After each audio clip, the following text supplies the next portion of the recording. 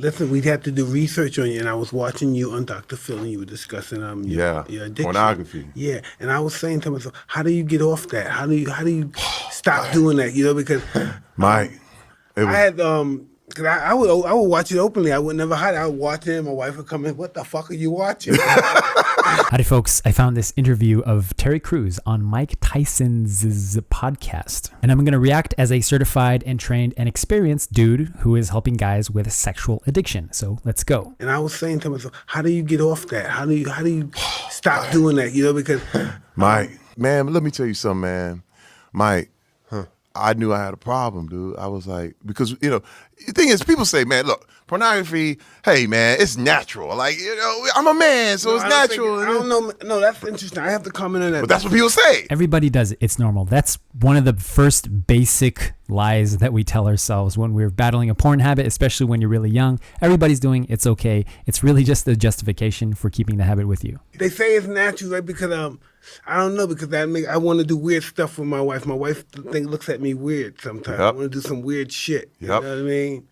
And I guess that freaked her out a little bit. I tell you, stop watching it. Stop watching it because I know she was stuck. And I guess my son or somebody one day came by, used my phone and saw porn on the phone and shit. So I just had to stop. We got really out of hand.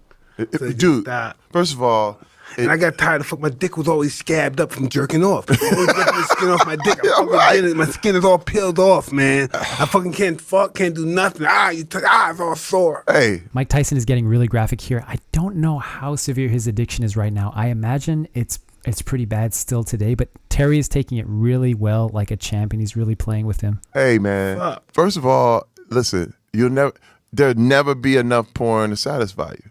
Yeah. There'll never be enough. It's not healthy. Yeah. It's not. But, hey, man, look, there's never enough. Yeah. I remember, like, man, you could spend 3 hours looking for the perfect image. It gets real dark. You really see somebody crazy. smacking somebody and choking somebody. Oh, and yeah, I saw and that like, too. then Yeah, you feel like, whoa, did I watch that?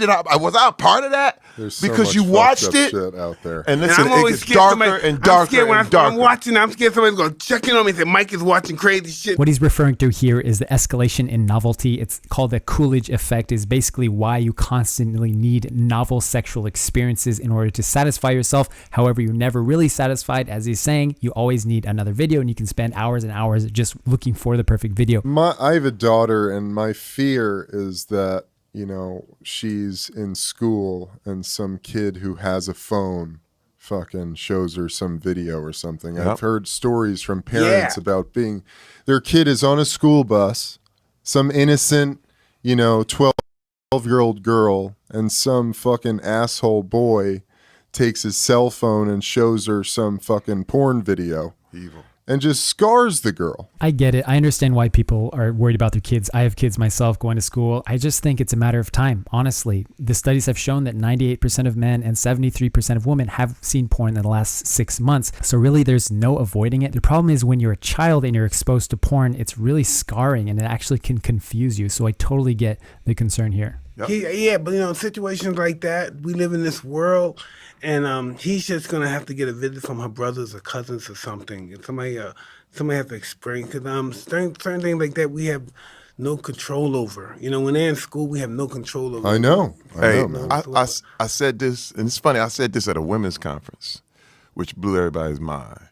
But I remember in the NFL going to, one of the things, you stop in, you go to Atlanta, and they go to Magic City, they go to the strip club, and I went with the guys. Right. Magic City is just, man. You know. Yeah, it's a den of iniquity. When I used to go out. You smell it first. Oh, man. I'm being real. When I'm in Magic City, you know what I think of Magic? I'm thinking the fucking these guys had on the slave ships coming back. God damn, you smell it you see all first. those fucking bodies It's and shit dark. rolling over everywhere, big asses and legs. I don't know what they're talking about here, but let's go. It's dark. Boobs. Wait, man, you know something wrong. Like, you just go in there like, oh, man, I descended into hell. I descended into hell, first of all. That's just how I was living back then. I hear you. Listen, hey, man, I was there. I seen it. Yeah, I really want to hear because I played in the NFL. Yes. I played 6 years. Okay. The culture is so much what you're saying. You understand? And to hear you talk about it, it's like every guy coming out of football is trapped in this psychological prism of how you're supposed to be. I'm gonna tell you. That's that toxic masculinity shit That's again. why when I is say it when I say synonymous? toxic. But understand, like when I say when because you think I'm at the strip club, it's natural. But what's happened? This is what I said at the women's conference. What happens is you see the girl and she's doing her thing, but then she starts talking, and you're like, "Why are you talking? Shh! Like you ruining it." And don't talk about your bills or your kids or your hey, shut up. You know why? Because she's becoming a human. The realization is that you are in love with an image. You are in love with something that's not real. But once they start talking, and it's like, why is this irritating? See, the problem is, and this is the thing, men got mad at me. Men got mad at me because I pulled it out there. But the thing is, I said, when men are like that, even with porn or with strip club or anything like that, women aren't all the way human. This is what I mean. They're only like 3/5 human. Yeah. Because you know, as long as you just stay smiling, because it's the fakest smile you've ever seen. Yeah. But you don't care. Just fake smile, fake it, and do what you do.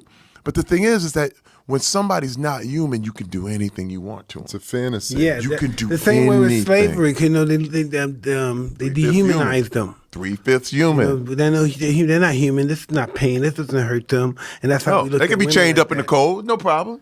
And yeah, No. some women people do look at women like that. And listen, what's happening now? Like we did the Gillette commercial about toxic about that. masculinity, the whole thing, and men flipped out. They were like, "Oh man, they don't be telling us what to do and the whole thing." But all I can really compare it to, because all we're saying is just be good, be a good guy. That's what the Gillette commercial was. It's like, hey man, be a good guy. Yeah. You know, just don't dog people out.